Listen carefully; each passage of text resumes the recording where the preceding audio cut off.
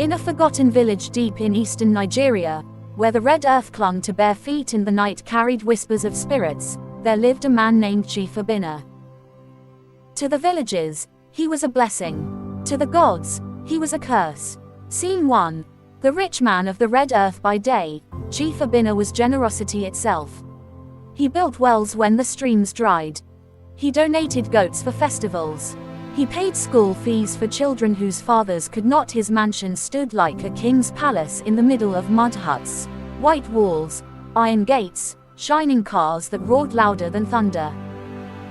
But nobody knew how a man born into poverty rose so quickly. Nobody asked. In the village, wealth silences questions. At night, however, strange things happened. Dogs howled at his compound. Newborn cries were sometimes heard, then suddenly stopped. And by morning, another business deal would flourish. Another truck of cement would arrive. Another bank alert would sound. The first 3 wives Chief Obinna married 3 women over the years. The first, Adiz, quiet and obedient. She gave birth to a son. The baby died on the 7th night. The village women whispered it was a spiritual attack. The second wife, Ijeoma, bold and outspoken. Her twins died before the naming ceremony. The third wife, Kamsi, barely 18. Her child never even cried. Each time, the chief mourned loudly. He paid for grand burials. He blamed destiny, but each death was followed by greater wealth.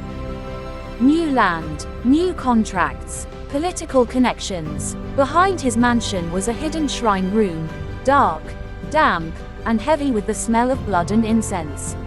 There, an old native doctor visited him under the cover of darkness.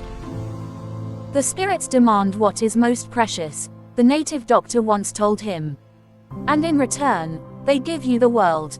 Chief Obinna never hesitated. The fourth wife, her name was Amara. She was different. She came from a distant village, educated and soft-spoken, yet observant. Her beauty was calm, not loud, the kind that carried quiet strength. When she married Chief Obinna, the village celebrated for 7 days. But Amara noticed things. Why were there no children in the compound? Why did servants avoid the back building? Why did her husband leave every midnight on the 7th day after a child was born in the village? When she became pregnant, the chief was unusually happy. Too happy. He bought her gold. He hired nurses. He forbade anyone from visiting her alone. But Amara was not blind. One night, heavy with child, she followed him. Through the corridor, past the back veranda, to the hidden shrine, and there she saw it, the old native doctor. Bowls of fresh blood, tiny bones arranged in a circle. A photograph of her unborn child placed in the center. She froze. Her husband spoke calmly. "This one will make me governor." Amara felt her world collapse. The mother's plan that night, she did not cry. She did not scream. She went back to her room and waited. When labor came weeks later, she gave birth to a healthy baby boy. Chief Obinna smiled. He thought destiny was repeating itself. But Amara had already spoken to her own grandmother, a woman known in her village for spiritual strength. On the 7th night, when the chief entered the shrine with the baby wrapped in white cloth, the cloth was empty. Behind him, the door slammed shut. The candles blew out. The shrine grew cold. A voice echoed, "Not human, not gentle. You have overfed on blood." The spirits he had bargained with turned on him. The ground cracked beneath his feet.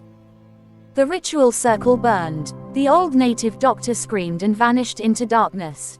Chief Obinna's wealth turned to dust before his eyes. Gold blackened, money caught fire, the mansion trembled.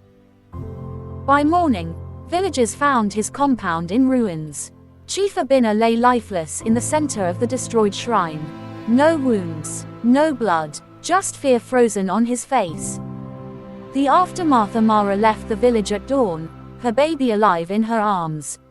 The wealth was gone, the mansion abandoned, the lands reclaimed by the community. The villagers never spoke openly about what happened, but they understood one thing: evil may prosper for a season.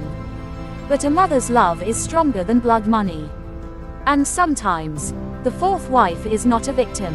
She is judgment.